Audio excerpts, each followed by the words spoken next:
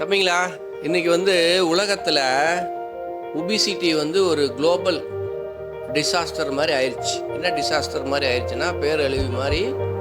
மக்கள் எல்லாமே இந்த ஹை கலோரி லோ நியூட்ரிஷன் கான்செப்ட்னால, அதாவது வெளியில் இருக்கிற உணவுகள்லாம் நமக்கு ரொம்ப கலோரி அதிகமாகவும் நியூட்ரிஷன் வேல்யூ கம்மியாகவும் இருக்கிறதுனால நம்ம நிறையா இன்புட்டு உள்ள நிறையா சாப்பிட்டா தான் உடம்பு சாட்டிஸ்ஃபை ஆகுது. ஹங்கர் சாட்டிஸ்ஃபை ஆகிறது வேறு, நியூட்ரிஷன் டிஸாட்டிஸ்ஃபை ஆகுது. அதாவது நியூட்ரிஷன் டென்ஸ் அப்படின்னா நியூட்ரிஷன் அடர்த்தியாக இருக்குது, கலோரி டென்ஸ், கலோரி நிறையா இருக்குது, நியூட்ரிஷன் டிஃபிஷியன்சியாக இருக்குது. இந்த மாதிரி வெளியில் ஒரு கான்செப்ட் இருக்குது. ஸோ அதுக்கு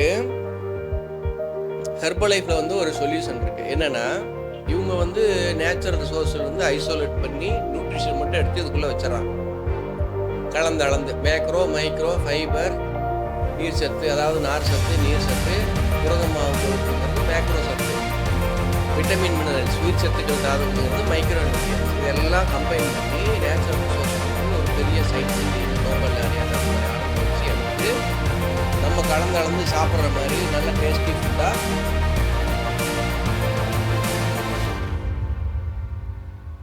கொடுத்துருக்காங்க. இது இந்த ஒரு டம்ளர் நம்ம காலை உணவாக சாப்பிடும்போது நம்ம ஹியூமன் பாடிக்கு தேவையான ஒரு நேரத்துக்கு தேவையான மேக்ரோ மைக்ரோ ஃபைபர் எலக்ட்ரோலைட்ஸ்னு சொல்லக்கூடிய அந்த நீர் சத்து எல்லாம் அதில் கவர் ஆகி நம்ம சாப்பிட்றோம். ஸோ இதை காலையில் ஒரு பிரேக்ஃபாஸ்ட் ரீப்ளேஸ்மெண்ட்டாக எடுத்துக்கிட்டா, ப்ளஸ் நம்ம ஒரு லைஃப் ஸ்டைல், உதாரணத்துக்கு ஒரு எக்ஸசைஸ் ஓரியன்டட் லைஃப் ஸ்டைலு, நல்லா ஹைட்ரேட் பண்ணுற தண்ணி குடிக்கிற பழக்கம், தண்ணி குடிச்சோம்னா மெட்டபாலிசம் இன்க்ரீஸ் ஆகும். அதுக்கப்புறம் நல்ல ஒரு தூக்கம். ஸோ இந்த மாதிரி நியூட்ரிஷன் நிறைய நம்ம சாப்பிடும்போது நமக்கு அந்த ஃபுட் கிரேவிங்ஸ் இருக்கு இல்லையா, அதெல்லாம் குறைஞ்சி ஒரு வெயிட் மேனேஜ்மெண்ட்டுக்கு இது ஒரு சப்போர்ட்டிங் ஆக்டிவிட்டியாக நீங்கள் ரீப்ளேஸ் பண்ணலாம். ஸோ அது சம்மந்தமாக நம்ம தம்பி விஜி இப்போ நீங்கள் எவ்வளோ நாளாக ஃபஸ்ட்டு உங்கள் இது சொல்லுங்கள், பேக்ரவுண்ட் என்ன? நான் ஒரு ஃபினான்ஸ் கம்பெனியில் மேனேஜராக ஒர்க் பண்ணிருக்கேன் சார். நான் பார்த்தீங்கன்னா ஒரு நாளைக்கு சராசரியாக 10 டீ 15 டீ குடிச்சிருவேன் சார். சரியாக தூக்கம் இல்லை, சரியாக சாப்பிட்றதில்ல. ஆனால் இங்கே நான் 40 டேஸாக நான் ட்ரைன் பண்ணிட்டுருக்கிறேன். 40 டேஸாக பார்த்தீங்கன்னா ஃபஸ்ட் நாள் என்னை ஒரு மேடம் கூப்பிட்டாங்க வர சொல்லி, இந்த மாதிரி ஒரு ப்ரோக்ராம் இருக்குது, நீங்கள் ஒரு பாருங்க அப்படின்னு சொன்னாங்க. கூப்பிட்டாங்க, வரல. சரி, இப்போ ஒரு நிமிஷம் ஒரு இன்ஃபர்மேஷன் சொல்லிடுங்க. இப்போ அவர் சொல்லும்போது கவனிச்சிங்கன்னா தெரியும், 10-15 டீ. எதனால் 10-15 டீனா, நீங்கள் மார்க்கெட்டிங்கில் இருக்கும்போது நிறைய ட்ராவல் இருக்குது சார். டெய்லியும் ட்ராவல் ஒரு 10 கிலோமீட்டர் போனால் டீ கடையிலேருந்து டீ பஜ்ஜி குடிச்சாதான் ஒரு அடுத்தது வண்டி ஓடும். ஆமாம் சார். ஸோ இந்த மாதிரி இதுதான் கான்செப்ட். என்னென்னா, ஒரு டீ ஒரு டீ 150 கலோரி. அதாவது கலோரினா என்னன்னு சொல்லிடுறேன் பாருங்கள். தண்ணி நம்ம வாய்க்குள்ளே போடுறோமா, எம்டி கலோரி. குடிக்கிற தண்ணி, ட்ரிங்கிங் வாட்டரை தவிர வேறு எது நம்ம எடுத்தோம்னாலும் கலோரி பேஸ்டு, கலோரியில் அளக்குறாங்க. இப்போ பால், ஆயிலு, தண்ணி, இது மாதிரி விஷயங்கள்லாம் லிட்டரில் அளக்குறாங்க. அரிசி, பருப்பு இதெல்லாம் நம்ம கிலோவில் அளக்குறாங்க. அந்த மாதிரி சயின்ஸ் என்ன பண்ணுறாங்க, நம்ம ஹியூமன் வயிற்றுக்குள்ளே வாய் வழியாக போடுறது எல்லாத்தையும் கலோரிக்குள்ளே அளக்குறாங்க. ஸோ இவர் ஒரு 10 டீ குடிக்கிறாருன்னா காலையிலேருந்து நைட்டு வரைக்கும் ஒரு டீ 150 கலோரி. 150 × 10ன்னு வச்சுக்கோங்க, 1500. கூட பலகாரம் வேறு சொல்கிறாரு. அது ஒரு பஜ்ஜி 200 கலோரி. அது சைஸை பொறுத்து மாறும். ஸோ இந்த மாதிரி நிறைய கலோரி உள்ளே போயிட்டே இருக்குது. ஆனால் அவருடைய உடம்பு எரிக்கிற கலோரி அளவுன்னு ஒன்று இருக்குது. அதுக்கு பேசல் மெட்டபாலிக் ரேஷியோன்னு சொல்லுவாங்க, ரெஸ்டிங் மெட்டபாலிக் சொல்லுவாங்க. பர்னிங் கெப்பாசிட்டி, உடம்பு நாளைக்கு எவ்வளோ கலோரி வேல்யூ பர்ன் பண்ணி வெளியெடுக்கும். அது பார்த்தா மேபி இவருக்கு ஒரு 1800 1900 இருக்கும். டீயிலே 1500 போயிடுச்சு பலகாரம். இது இல்லாமல் 3 நேரம் சாப்பாடு. காலையில் என்ன சாப்பிடுவீங்க? முன்னாடிலாம் காலையில் சாப்பாடு தான் சார். சாப்பாடு மதியமும் சாப்பாடு, நைட்டும் சாப்பாடு தான். இப்போ கவனிங்க, 3 நேரமும் சாப்பாடு. ஆக்சுவலாக சாப்பாடும் பார்த்தீங்கன்னா ஹை கலோரி ஃபுட்டு. அதே மாதிரி அதில் மாவு சத்து, கார்போஹைட்ரேட்னுடைய பர்சன்டேஜ் ரொம்ப அதிகமாக இருக்குது. அப்போ என்ன ஆகுன்னா, நமக்கு வெயிட் போகிறதுக்கு நிறைய பாசிபிலிட்டி இருக்குது. இட்லி தோசை 2 நேரம் சாப்பிட்றது பெஸ்ட்டு. ஏன் இட்லி தோசை பெஸ்ட்டுன்னா, இட்லியில் உளுத்தம்பருப்பு, அரிசி மாவு, உளுத்தம்பருப்பு, வெந்தயம், பச்சை பயிரெலாம் போட்டு இட்லி மாவு செய்வாங்க. ஸோ அது வந்துட்டு நமக்கு ப்ரோட்டீன் பேலன்ஸ் ஆகி வரும். ஸ்டீம் பண்ணி குக் பண்ணி எடுத்து சாம்பார் சட்னி, சாம்பாரில் ப்ரோட்டீன் இருக்குது. சட்னியில் வந்து பாருங்கள் தேங்காய் வந்து நல்ல கொழுப்பு, சட்னி பொட்டுக்களை வந்துட்டு ப்ரோட்டீன் இருக்குது. இந்த மாதிரி பேலன்ஸ் பண்ணி சாப்பிட்டா நமக்கு கொஞ்சம் கண்ட்ரோல் ஆகும். 3 நேரம் சாப்பாடுங்கும்போது ஒரு மினிமம் ஒரு 3000 கலோரி ஆகும். இந்த மாதிரி காலையிலேருந்து நைட் வரைக்கும் நம்ம நிறைய உள்ளே தள்ளிகிட்டே இருக்கணும். அதனுடைய விளைவு உடம்பு எரிச்சது போக மீதி வந்து சயின்ஸ் பிரகாரம் உடம்பு ஃப்யூச்சருக்கு நம்ம உடம்புக்கு எனர்ஜி வேணும், சாப்பாடாமல் இருக்கும்போது எனர்ஜி சோர்ஸ் வேணும்னு ஃபேட் வந்துட்டு உள்ளே ஸ்டோர் ஆகும். ஸோ அந்த மாதிரி இவர் என்ன ஆகிட்டாருன்னா, இப்போ எவ்வளோ வெயிட் வந்தீங்க நீங்கள் வரும்போது? 109 800 கிராம் வந்து சார். இப்போ வந்து இல்லை அது சொல்லுவோம், இப்போ எவ்வளோ சொல்லி 100 gram 800 gram sir. 9 kg 9 kilo குறைச்சிருக்கீங்க. எவ்வளோ? 40 நாள் சார். முன்னாடி நல்லா தூங்க மாட்டீங்க, இப்போ நல்லா தூங்குவீங்க? முன்னாடிலாம் 11 12 அந்த மாதிரி ஆயிரும் சார். இப்போலாம் அந்த 10 மணி நேரம் தூக்கம் வந்து காலையில் 5 to 6 எழுந்திரிச்சார். பாருங்க, இது ஒரு பெரிய பொக்கிஷம். என்னென்னா நமக்கு வந்து ஈட்டிங் ஹேபிட் சரியாகி ரிலாக்ஸிங் மினரல்ஸ் நிறையா கிடைச்சி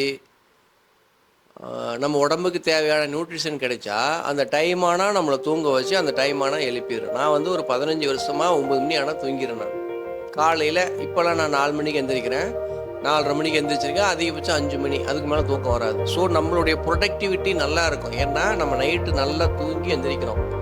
ஸோ உடனே நீங்கள் வந்து நான் டிஸ்க்ளைமர் சொல்லிடுறேன், இது வந்து சாப்பிட்டா வெயிட் குறைஞ்சிரும், இது சாப்பிட்டா தூக்கம் வந்துடும், இது சாப்பிட்டாக்கா நம்ம இப்படி ஆயிரும் அப்படி ஆயிரும், அப்படி இல்லை. ஃபஸ்ட்டு வந்து இது நியூட்ரிஷனுக்காக எடுங்க, சரியா? அடுத்தது நாங்கள் சொல்லக்கூடிய ஒரு சில அடாப்ஷன், ஒரு சில சேஞ்சஸ்.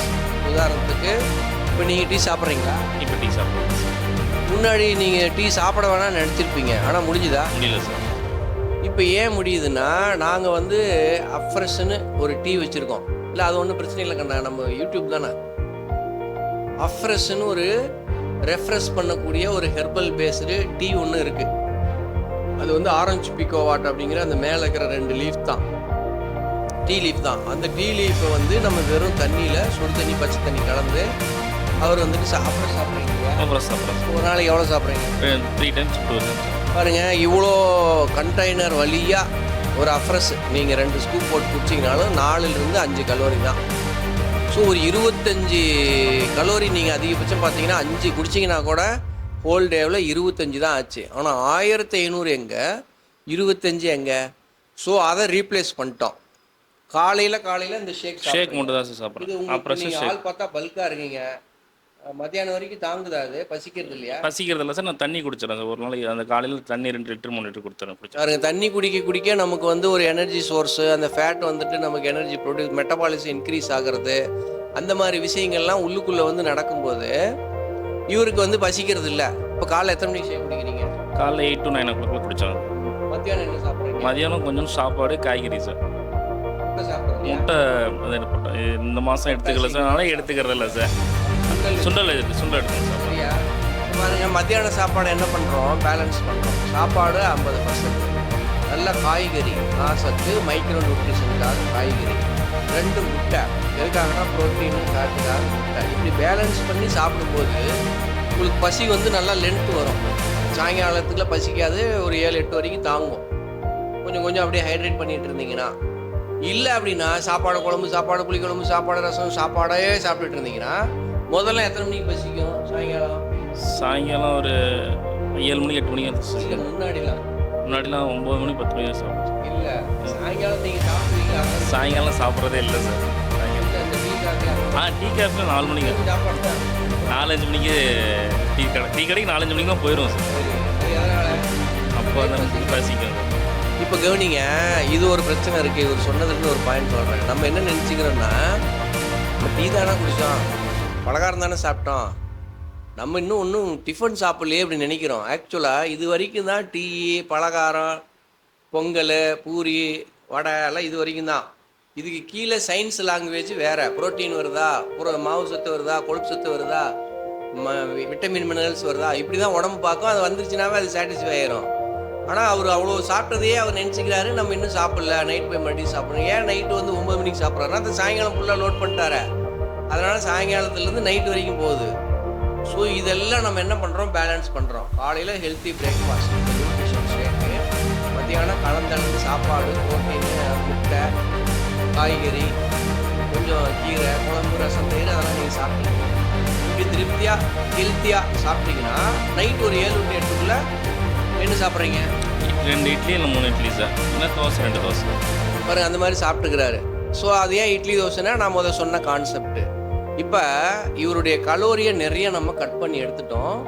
வித்தவுட் மிஸ்ஸிங் நியூட்ரிஷன், சத்து பற்றாக்குறை இல்லாமல், வித்தவுட் ஹங்கர், பசிக்காமல், வித்தவுட் எனர்ஜி லாஸ். அது மாதிரி ஏதாவது உங்களுக்கு எனர்ஜி லாஸ் ஆகுதா? இல்லை சார். இப்போ நம்ம ஆளுங்க ஒரு சிலர் சொல்கிறாங்க வெயிட்டெல்லாம் குறைஞ்சி போனால் சத்து கெட்டு போயிடும் அப்படி சொல்கிறாங்க. அது ஆக்சுவலாக பொய்னா அது ஒரு மித்ஸு வெளியில் இருக்குது. ஆக்சுவலாக இப்போ வந்து எவ்வளோ வெயிட் இருக்குது? 109 800 கிராம். அப்போ இருந்ததுக்கும் இப்போ 9 கிலோ 40 நாள்.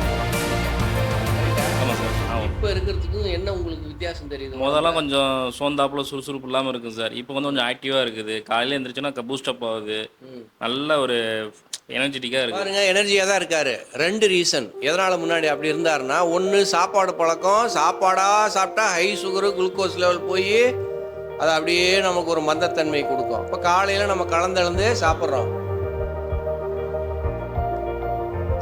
ஸோ இப்போ என்ன ஆகுதுன்னா ஆக்டிவாக இருக்காரு. மத்தியானம் கலந்துலேருந்து சாப்பிட்றோம், நைட்டு லைட் டிஃபன், இடையில தண்ணி வந்து குடிக்கிறாரு. ஏதாவது எக்ஸசைஸ் பண்ணுறீங்களா, வாக்கிங்? இல்லை சார், அதெல்லாம் ஒன்றும் இல்லை. பாருங்கள், இந்த இடத்துல ஒரு பாயிண்ட் பதிவு பண்ணிடுறேன். என்னென்னா வெல்னஸ் அப்படிங்கிறது 80% நியூட்ரிஷன், 20% ஃபிட்னஸ். மெஜாரிட்டி இங்கே வந்துடுது உணவில் வந்துருக்கோம்.